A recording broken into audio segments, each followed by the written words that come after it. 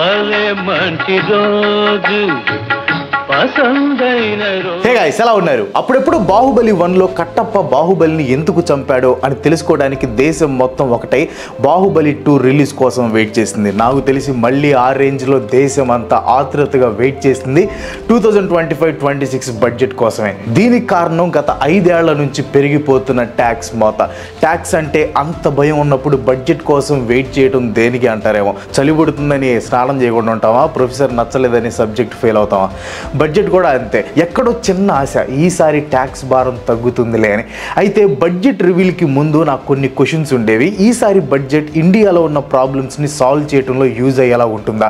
ఎప్పటిలాగే మిడిల్ క్లాస్కి ట్యాక్స్ మోత తప్పదా? ఈసారి ఏమైనా ఊరట కలుగుతుందా? అన్నిటికంటే ముఖ్యంగా ఈసారైనా నిర్మలా సీతారామన్ గారు మన మీద దయ తలుస్తారా, లేదా మసిపూసి మారేడికాయ చేస్తారా? ఇలా డిఫరెంట్ క్వశ్చన్స్ ఉన్నాయి. నాకే కాదు, కోట్ల మందికి ఇవే క్వశ్చన్స్ ఉండి ఉంటాయి. మరి ఆ క్వశ్చన్స్కి జవాబులు దొరికాయా? ఆ జవాబులు ఆనందాన్ని ఇచ్చాయా, కన్నీరుని మిగిల్చాయా? ఇవన్నీ తెలుసుకోవాలంటే మనం బడ్జెట్ను ఒకసారి అనలైజ్ చేయాలి.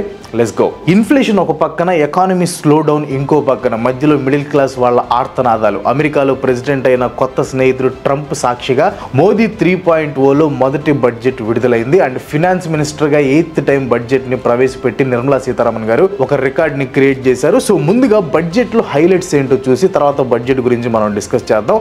No income tax up to ₹12 lakhs income per year. అంటే ఒక ఇయర్లో 12 లక్షల లోపు సంపాదించే వాళ్ళు ఎటువంటి ఇన్కమ్ ట్యాక్స్ ని కట్టాల్సిన పని లేదు. అదే సాలరీడ్ పర్సన్స్ అయితే స్టాండర్డ్ డిడక్షన్ ఉంటుంది కాబట్టి 12.75 lakhs లోపు సంపాదించే వాళ్ళకి జీరో ట్యాక్స్. అంతేకాదు కొత్త ట్యాక్స్ స్లాబ్స్ ని కూడా రిలీజ్ చేశారు. ఆ ట్యాక్స్ స్లాబ్స్ నేను తర్వాత ఎక్స్ప్లెయిన్ చేస్తాను. ఇంకా నెక్స్ట్ హైలైట్ వచ్చేసి స్టార్టప్స్. ఎఫ్ఎం గారు బడ్జెట్లో స్టార్టప్స్ కి పెద్దపీట వేశారనమాట. స్టార్టప్స్ కోసం దాదాపు 10,000 కోట్ల రూపాయలు ఇస్తున్నట్లు ప్రకటించారు. గ్లోబల్ స్టార్టప్ ఎకోసిస్టంలో ఇండియాని మేజర్ ప్లేయర్గా నించోబెట్టడంతో పాటు డొమెస్టిక్ ఇన్వెస్ట్మెంట్స్ని ఎంకరేజ్ చేయడంలో ఈ 10,000 కోట్ల ఫండింగ్ యూజ్ అవుతుందని సీతారామన్ గారు అన్నారు. మొన్నటి వరకు అమెరికాకి మాత్రమే సొంతం అనుకున్న ఏఐ టెక్నాలజీని రీసెంట్గా చైనా మాస్టర్ చేసి చూపించింది. ఇంకా రాబోయే కాలం ఏఐదే అని గ్రహించిన మోదీ గవర్నమెంట్ ఇండియాలో ఏఐ ఎడ్యుకేషన్ డెవలప్మెంట్ కోసం అక్షరాల 500 కోట్ల రూపాయలతో ఒక కొత్త సెంటర్ ఆఫ్ ఎక్సలెన్స్ ని నిర్మించబోతున్నారు. MSME, micro small and medium enterprises. మనం ఎలా ఎర్న్ చేస్తాం, ఎలా ఇన్వెస్ట్ చేస్తాం, గ్రో అవుతాం అనేది ఈ బడ్జెట్ డిఫైన్ చేస్తుంది. ఎకనామిక్ ప్రోగ్రెస్ కోసం మన గవర్నమెంట్ కొత్త పాలసీస్ని క్రియేట్ చేస్తుంది. బట్ మన own financial and career growth మాత్రం మన చేతుల్లోనే ఉంటుంది. మనకి సరైన స్కిల్స్ లేకపోతే ఏ పాలసీ కూడా మనల్ని కాపాడలేదు. ప్రజెంట్ జాబ్ మార్కెట్ని artificial intelligence and automation take over చేస్తుంది. నేషన్ ఫ్యూచర్ని సెక్యూర్ చేయడానికి గవర్నమెంట్ బడ్జెట్ ప్లాన్స్ ఎలా వేస్తుందో మనం కూడా మన ప్లాన్స్ వేసుకోవాలి. ప్రపంచమంతా ఏఐ వైపు వెళ్తుంది కాబట్టి మనం కూడా ఆర్టిఫిషియల్ ఇంటెలిజెన్స్ని నేర్చుకోవాలి. That's why I highly recommend this 3 hours hands on AI training. మామూలుగా అయితే ఇది పెయిడ్ ట్రైనింగ్ అనమాట. బట్ మన ఫస్ట్ 100 ఆడియన్స్కి దీన్ని ఫ్రీగా ఇస్తున్నారు. లింక్ వచ్చేసి కింద డిస్క్రిప్షన్లో ఉంది. ఈ ట్రైనింగ్లో మీరు నేర్చుకోబోయేవి ఏఐని యూజ్ చేసి వర్క్ని ఎలా ఆటోమేట్ చేయాలి, ప్రొడక్టివిటీ ఎలా ఇంక్రీజ్ చేసుకోవాలి and save hours daily. Job hunting and salary hike strategies కూడా నేర్చుకోవచ్చు. 20+ ఏఐ టూల్స్ని నేర్చుకోవచ్చు. ఇవి data analysis, business growth and personal branding లో మనకి యూజ్ అవుతాయి. మీరు సెల్ఫ్ ఎంప్లాయిడ్ అయినా, salaried professionals from tech or non tech background like marketing, operations or finance, ఎవరైనా సరే ఈ ట్రైనింగ్ మీకు హెల్ప్ అవుతుంది. ఆల్రెడీ 40+ కంట్రీస్ నుంచి మోర్ దాన్ 10 lakh పీపుల్ ఈ ట్రైనింగ్కి అటెండ్ అయ్యారు. లింక్ వచ్చేసి కింద డిస్క్రిప్షన్లో పిన్ చేసిన కామెంట్స్లో ఉంటుంది. వెంటనే రిజిస్టర్ అవ్వండి. అదర్ అప్డేట్స్ కోసం వాళ్ళ వాట్సాప్ గ్రూప్లో కూడా జాయిన్ అవ్వండి. Now get back to the video. ఈ ఎంఎస్ఎంఈ సెక్టార్కి మల్టిపుల్ బెనిఫిట్స్ని అందించి ఈ సెక్టార్కి పెద్ద పుష్ని ఇచ్చారు నిర్మలా సీతారామన్ గారు. Union ministry of micro small and మీడియంకి 23,168 కోట్ల రూపాయలు కేటాయించడంతో పాటు ఎంఎస్ఎంఈస్కి లభించే క్రెడిట్ గ్యారంటీని 5 కోట్ల రూపాయల నుంచి 10 కోట్ల రూపాయలకి పెంచుతూ రాబోయే 5 ఏళ్లలో 1.5 lakh crores క్రెడిట్ని ఇవ్వబోతున్నట్లు తెలిపారనమాట.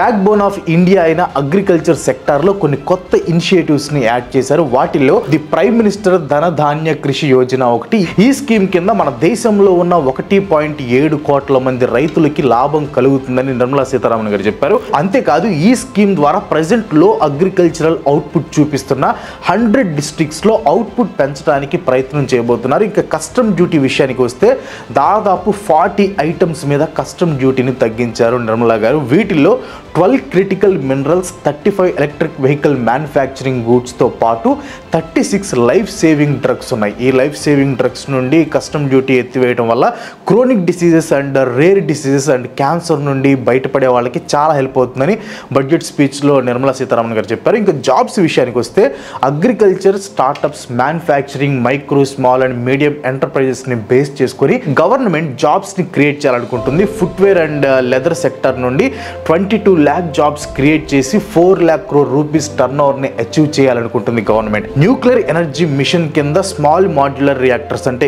SMRs అంటారు అనమాట. వీటిని డెవలప్ చేయడం కోసం 20,000 కోట్ల రూపాయలని కేటాయించారు FM గారు. 2033కి కనీసం 5 SMRs వర్కింగ్లో ఉండేలా చేస్తామన్నారు. అంతేకాదు 2047 నాటికి అట్లీస్ట్ 100 gigawatts ఆఫ్ న్యూక్లియర్ ఎనర్జీని క్రియేట్ చేయడం ఇండియా యొక్క గోల్ అని, ఈ గోల్ని అచీవ్ చేయడంలో ప్రైవేట్ సెక్టర్ పార్టిసిపేషన్ ఉంటుందని నిర్మలా సీతారామన్ గారు అన్నారు. సో ఇవి February 1st నిర్మలా సీతారామన్ గారు ప్రవేశపెట్టిన బడ్జెట్ 2025లో కొన్ని కీ హైలైట్స్. ఇంకా కొన్ని హైలైట్స్ ఉన్నాయి, అవి నేను వీడియోలో ముందు చెప్తాను. ఇంకా హైలైట్స్ పక్కన పెట్టి బడ్జెట్ ఎలా ఉందో అనలైజ్ చేద్దాం. ముందుగా నిర్మలా సీతారామన్ గారి మీద మిడిల్ క్లాస్ కష్టాల మీద మేమ్స్ వేసిన ప్రతి ఒక్క మేమర్కి, ట్యాక్స్ల మీద వీడియోలు చేసిన ప్రతి ఒక్క నాలాంటి యూట్యూబర్కి నా స్పెషల్ షౌట్అవుట్. ఎందుకంటే మీ కష్టం వృధా కాలేదు. ఈ సెగ FM గారి దాకా వెళ్ళినట్లు ఉంది. దేశం అంటే మట్టి కాదు, ఈ దేశం అంటే మనుషులై అని బడ్జెట్ స్పీచ్ని మొదలుపెట్టిన నిర్మలా సీతారామన్ గారు దేశంలో అధిక శాతం ఉన్న మనుషులకి ఊరట కలిగించారు. 12 లక్షల లోపు సంపాదించే వాళ్ళకి నో ట్యాక్స్ అనేది గేమ్ చేంజింగ్ డెసిషన్ అనమాట. నాకు తెలిసి మోదీ గారి గవర్నమెంట్ తీసుకున్న ది బెస్ట్ డెసిషన్ ఇదే అని దీంట్లో ఏ ట్విస్ట్ లేదు. 12 lakhs లోపు ఇన్కమ్ ఉంటే మీకు 0 ట్యాక్స్ అంతే. బట్ ఇక్కడ ట్విస్ట్ లేదు కానీ చిన్న కండిషన్స్ అయితే ఉన్నాయి. ఈ ట్యాక్స్ మినహాయింపు క్యాపిటల్ గెయిన్ ఇన్కమ్ ఇంకా లాంగ్ టర్మ్ ఇన్కమ్స్కి పనిచేయదు. అండ్ ఈ ట్యాక్స్ మినహాయింపుని పొందాలంటే మీరు న్యూ ట్యాక్స్ రెజ్యూమ్లో ఉండాలి. అండ్ ఈ 12 lakhs ట్యాక్స్ ఎగ్జంప్షన్తో పాటు కొత్త ట్యాక్స్ స్లాబ్స్ను కూడా నిర్మలా సీతారామన్ గారు రివీల్ చేశారు. ఆ ట్యాక్స్ స్లాబ్స్ వచ్చేసి 0 to 4 lakhs ఇన్కమ్ ఉంటే ఇన్కమ్ ట్యాక్స్ వచ్చేసి నిల్ అనమాట. అదే 4 to 8 lakhs ఇన్కమ్ ఉంటే 5% ట్యాక్స్ కట్టాలి. 8 to 12 lakhs ఇన్కమ్ ఉంటే 10% ట్యాక్స్ కట్టాలి. 12 to 16 lakh ఇన్కమ్ ఉంటే 15% ట్యాక్స్ కట్టాలి. 16 to 20 lakhs ఇన్కమ్ ఉంటే 20%, 20 to 24 lakhs అయితే 25%, అండ్ అబౌట్ 24 lakhకి 30% ఇన్కమ్ కట్టాలి. కానీ చాలా మందికి ఈ 12 lakhs ఇన్కమ్ ట్యాక్స్ ఎగ్జంప్షన్ విషయంలో ఒక కన్ఫ్యూజన్ ఉంది. అదేంటంటే 12 lakhs లోపు ఉంటే నో ఇన్కమ్ ట్యాక్స్ అని, మళ్ళీ ట్యాక్స్ స్లాబ్లో 8 to 12 lakhsకి 10% ఇన్కమ్ ట్యాక్స్ కట్టాలని ఉంది ఏంటి అని అనుకుంటారు. సో మీ డౌట్ నేను చాలా సింపుల్గా ఎక్స్ప్లెయిన్ చేస్తాను. ముందుగా అసలు ఇన్కమ్ ట్యాక్స్ ఎలా కడతారో తెలుసుకోవాలి. ఫర్ ఎగ్జాంపుల్ మీకు ఇయర్కి 20 lakhs ఇన్కమ్ అనుకుందాం, జస్ట్ అనుకోండి. సో అందరూ ఏమనుకుంటారు, as per the tax slab 20 lakhs income కాబట్టి 20% ట్యాక్స్ కట్టాలనుకుంటారు. కానీ ఇన్కమ్ ట్యాక్స్ అలా ఉండదు. మీకు వచ్చే 20 lakhsని కూడా ట్యాక్స్ స్లాబ్స్ లాగా డివైడ్ చేసుకోవాలంటే 20లో మొదటి 4 lakhsకి 0 ట్యాక్స్, ఆ తర్వాత 4 to 5కి 5%, 8 to 12కి 10%, 12 to 16కి 15%, 16 to 20కి 20% ట్యాక్స్ కట్టాలి. సింపుల్గా చెప్పాలంటే 20 lakhs ఇన్కమ్ ఉంటే మొత్తం 20 lakhs మీద ఫ్లాట్గా ట్యాక్స్ కట్టరు. ఇన్కమ్ ట్యాక్స్ని స్లాబ్లో డివైడ్ చేసుకొని కడతారనమాట. సో ఇంతకు ముందు ట్యాక్స్ 7 lakhs ఉన్న ట్యాక్స్ ఎగ్జంప్షన్ లిమిట్ని 5 lakhs పెంచి 12 lakhs చేశారు. అంటే 12 lakhs ఇన్కమ్ వచ్చేవాళ్ళు 0 ట్యాక్స్, సాలరీడ్ పర్సన్స్కి అయితే 12.75 lakhsకి 0 ట్యాక్స్.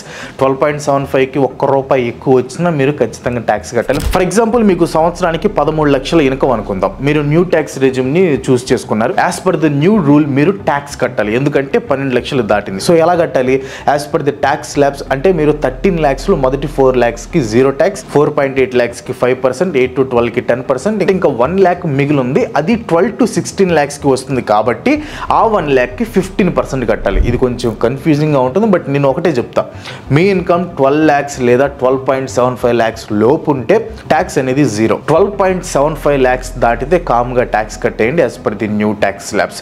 బడ్జెట్ స్పీచ్కి ముందు నిర్మలా సీతారామన్ గారికి మన ప్రెసిడెంట్ ద్రౌపది ముర్ము గారు కర్డ్ షుగర్ కలిపి తినిపించారంట.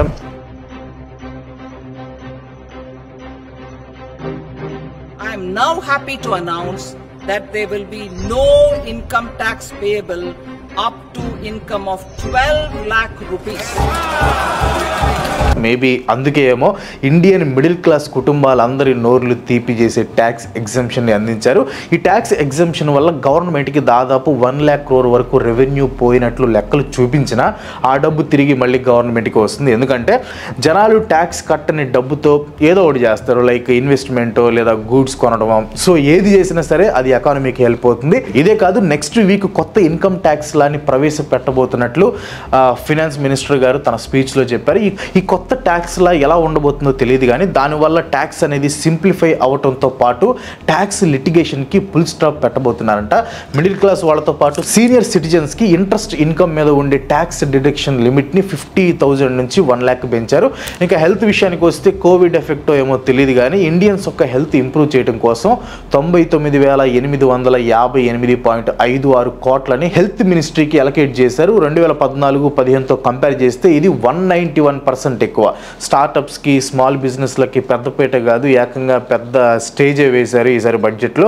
ఎంఎస్ఎంఈస్కి అయితే అసలు వరాలు కురిపించారనమాట. ఎంఎస్ఎంఈస్ని 5.7 crores తీసుకొని వెళ్ళటమే టార్గెట్గా పెట్టుకొని ఎంఎస్ఎంఈస్కి లోన్స్, క్రెడిట్ కార్డ్స్ కూడా ఇవ్వబోతున్నారు. ఇక స్టార్టప్స్కి ఆల్టర్నేటివ్ ఇన్వెస్ట్మెంట్ ఫండ్స్ నుంచి 91,000 కోట్లతో పాటు గవర్నమెంట్ తరపు నుంచి 10,000 కోట్లు లభించాయన్నమాట. ఈ స్టార్టప్ ఇంకా ఎంఎస్ఎంఈస్ కానీ ప్లాన్కి తగ్గట్టు ముందుకు వెళ్తే ఇండియన్ ఎకానమీ చాలా హెల్దీ గ్రోత్ని చూసే ఛాన్స్ ఉంది.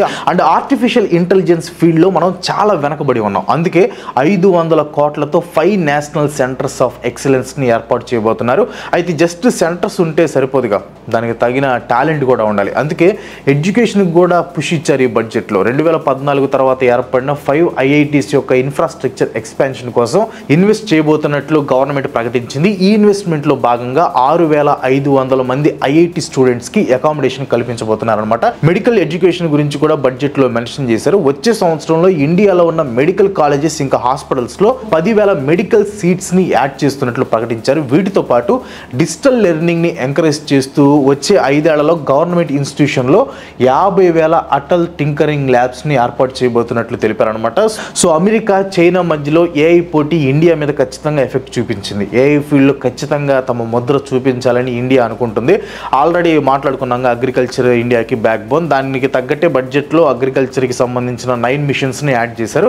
Very good. కానీ అడిగింది మాత్రం చేయలేదు. అదే కదా మ్యాజిక్. మరి అగ్రికల్చర్కి పెద్దపీట వేసామని గవర్నమెంట్ చెప్పుకుంటుంది, కానీ ఫార్మర్స్ మాత్రం అస్సలు హ్యాపీగా లేరు. నేషనల్ కమిషన్ రికమెండ్ చేసిన 50% ఎంఎస్పీస్ని మన ఎఫ్ఎం గారు పూర్తిగా లైట్ తీసుకున్నారు. ఎంఎస్పీ అంటే మినిమం సపోర్ట్ ప్రైస్ అనమాట. మినిమం సపోర్ట్ ప్రైస్ అనేది కొన్ని అగ్రికల్చర్ ప్రోడక్ట్స్కి గవర్నమెంట్ ఫిక్స్ చేసే స్టాండర్డ్ ప్రైస్ అనమాట. ఈ ఎంఎస్పీ ఇష్యూని సాల్వ్ చేయకుండా అగ్రికల్చర్లో ఎన్ని మిషన్స్ తీసుకొని వచ్చినా వేస్టే. అసలు ఈ మ్యాటర్ మీద కామ్గా ఉండి ఇండియాని food basket of the world చేద్దాం అనడం ఎంతవరకు కరెక్ట్ అనేది నాకు అర్థం కాలేదు. మీకు సింపుల్ క్వశ్చన్, మన కంట్రీలో ఎన్ని స్టేట్స్ ఉన్నాయి? ఎస్, 28. మరేంటి బీహార్ ఒక్క స్టేట్ మాత్రమే ఈ బడ్జెట్తో హ్యాపీగా ఉంది? ఎందుకంటే ఒక బీహార్కి మాత్రం ఈ బడ్జెట్లో బొనాంజా ఆఫర్ ఇచ్చారనమాట నిర్మలా సీతారామన్ గారు. స్పీచ్ స్టార్ట్ చేసిన హాఫ్ అన్ అవర్లో బీహార్ని 4 సార్లు మెన్షన్ చేశారు. ముందుగా బీహార్లో మకానా బోర్డు ఏర్పాటు చేయబోతున్నారు. ఈ బోర్డు ద్వారా బీహార్లో ఉన్న మకానా ఫార్మర్స్కి పూర్తి సపోర్ట్ని అందిస్తుంది గవర్నమెంట్. ఇంకా నెక్స్ట్ బీహార్లో national institute of food technology, entrepreneurship and management ఏర్పాటు చేయబోతున్నారు. ఆ తర్వాత ఐఐటి పాట్నాని ఎక్స్పాండ్ చేయబోతున్నారు. ఇవన్నీ ఒక ఎత్తు అయితే బీహార్తో కనెక్టివిటీ పెంచడం కోసం కొత్త ఎయిర్పోర్ట్స్ని ఏర్పాటు చేయబోతున్నారు. అసలు ఏ స్టేట్కి ఇవ్వని ఆఫర్లు బీహార్కి మాత్రమే ఎందుకు ఇచ్చారు? త్వరలో బీహార్లో ఎలక్షన్స్ వస్తున్నాయి, సో ముందే ఖర్చు ఫేస్ పెట్టుకున్నారనమాట. అందులో రీసెంట్గా నితీష్ కుమార్ జేడీయూ పార్టీ ఎన్డీఏకి తమ సపోర్ట్ని వెనక్కి తీసుకోబోతుందని కొన్ని రూమర్స్ కూడా వచ్చాయి. ఆ రూమర్స్ నిజం కాకూడదు అని ముందు జాగ్రత్త చర్య లాంటిది అయి ఉండొచ్చు. రీజన్ ఏదైనా బడ్జెట్లో బీహార్కి స్పెషల్ ట్రీట్మెంట్ అయితే ఇచ్చారనమాట. ఏదో మర్చిపోతున్నాను కానీ ఏంటో గుర్తురావట్లేదు. అదేంటి అసలు మన ఆంధ్రప్రదేశ్ గురించి మర్చిపోయాం. సర్లేండి, నిర్మలా సీతారామన్ గారికి మర్చిపోయారు, నేనంతా చెప్పండి. బీహార్కి బొనాంజా ఆఫర్లు వస్తే ఆంధ్రప్రదేశ్కి కనీసం డిస్కౌంట్ కూపన్లు కూడా రాలేదు. పోలవరం ప్రాజెక్టుకి 5,936 కోట్లు Visakhapatnam steel plant holding company అయిన రాష్ట్రీయ ఇస్పాట్ నిగమ్ లిమిటెడ్ RINLకి 2,995 కోట్ల రూపాయలు ఇచ్చారనమాట. మహాప్రసాదం. ఆ పోలవరం ప్రాజెక్టు బ్యాలెన్స్కి గ్రాంట్ కింద 12,157 కోట్లు ఇచ్చారు. ఈ గ్రాంట్ అంటే మనందరికీ బాగా తెలుసు. ఓవరాల్గా ఇది మిడిల్ క్లాస్ వాళ్ళ బడ్జెట్. ఎందుకంటే ఓట్లు వేసి గెలిపించిన మిడిల్ క్లాస్ వాళ్ళకి మోదీ గారు ఫస్ట్ టైం న్యాయం చేశారు అనిపించింది. అలానే ఈ బడ్జెట్ సూపర్ బంపర్ అయితే నేను అన్నాం, బ్యాడ్గా అయితే లేదు, మిడిల్ క్లాస్ని బాధ పెట్టేలా అయితే లేదు. నేను ఎప్పుడు ట్యాక్స్కి వ్యతిరేకం కాదు, కానీ ఆ ట్యాక్స్ అనేది బాధ్యతగా ఉండాలి, భారంగా మారకూడదు అనేది నా పాయింట్. సో ఈ బడ్జెట్ మీకు ఎలా అనిపించిందో మీ ఒపీనియన్ కింద కామెంట్లో చెప్పండి. That's all for today. ఈ వీడియో మీకు నచ్చితే ఒక లైక్ కొట్టి మీ ఫ్రెండ్స్ షేర్ చేయండి. ఇలాంటి వీడియోస్ మీరు నాకు సపోర్ట్ చేయాలనుకుంటే వెంటనే మన ఛానల్కి సబ్స్క్రైబ్ చేసుకోండి. ఇంకో మంచి ఎపిసోడ్తో మళ్ళీ కలుసుకుందాం. అందరికి సెలవు, బాయ్ బాయ్.